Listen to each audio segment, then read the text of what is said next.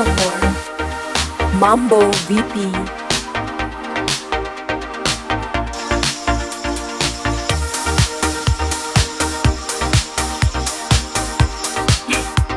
Je, ulikuwa unajua ya kwamba nyoka hali mtu akiwa anafanya usharati?